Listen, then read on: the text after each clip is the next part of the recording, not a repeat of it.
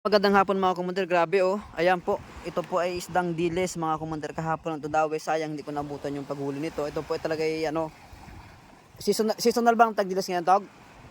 Ah, seasonal ngayon? Kaya pala, ano no, puti ito no, puti. Ang dami nyo palang huli kapon. Ay, ilang baklad pa eh.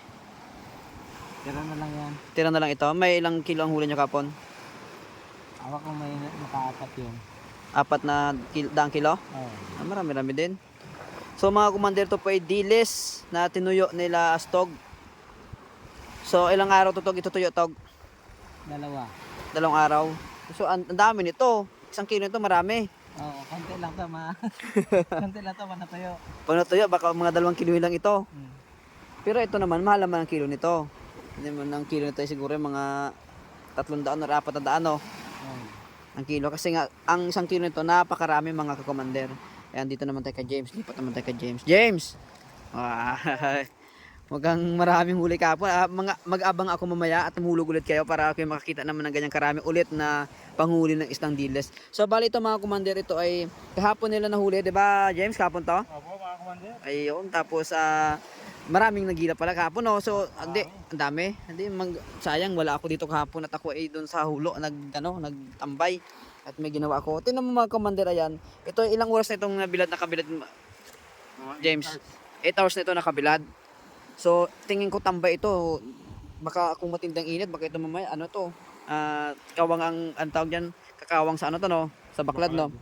Ito mga komander, bale ito yung baklad, tapos ito kung nakikita niyo yung mga ibang vlog ko, ang mga ano nyo kasi ano lang manamse, pero ito diles naman mga komander. So naalala ko nung bata pa ako, mas marami kaming nahuling diles dito nung araw. Pero ngayon parang madalang no, James no? Madalang na, di katulad nung araw talaga pag season ng tagdilis talaga, manawa ka na. Manawa ka na. Kaya ilang baklad to? Isa, ayun o, isa, 2, 3, 4, 5, 6 na bakla dito. Pero ito mga komander, ito ay konti lang ito. Pag nabilad to, wala pa siguro. Baka wala pa yung 2 kilo tutok no? Ay James no? Isang baklad. So ang pangit pala ito yung ano, ang diles. So magaan. Lugi ka pala pag tinuyo mong diles no? Kala mo ito siguro may ilang kilo sa sariwa to? May 10 kilo kaya sa sariwa to? Wala rin? Hindi ka tulad ng dilis ng manamsin, no? Ito naman napasama. Ito na may guno. Ito masarap sigang ito. Sinisigang ko ito. Itong guno nito. Pero ito mga komander, grabe. Ang sarap nito. Ang pagbilad ba nito to, ay James, dati kasi konting asin lang. Pero kayo, may dinagyan yung asin yan? Wala, diretso na ito. Diretso na ito. Yun.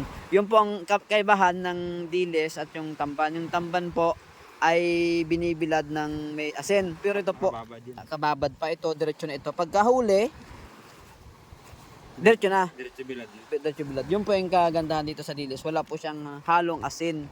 Kaya yan po. Ayan mga komander. Ayan po. Ayan po yung dilis dito sa amin. At ano bang ginagawa nyo, James? Bakit inaano nyo? Ano bang ginagawa nyo dyan? Ha? Para magkawang. Para maggawang. Kaya mga teknik mga komander. May technique pala sa pagbibilad ng tuyo. Para Ugay mo lang siya. yan, ugain ng ganyan. Para pag halimbawa na dumikit kasi yan sa baklad, mahirap tanggalin, baka magdurog-durog pa. At ito yan walang asin. Hindi ka to dumi asin yan. Talagang yan ay ano yan, pag may asin, 'di ba? Ano siya? Kusa siyang sa baklad. Ayun oh. Oh, grabe oh. Ang dami. Dito naman tayo, James. So, paalam ka muna sa mga kakomante natin diyan. Ayun. Dito naman tayo. Wala na si parang stock. So hanggang dito na lang mga komander at maraming salamat. Ito po yung tuyong diles.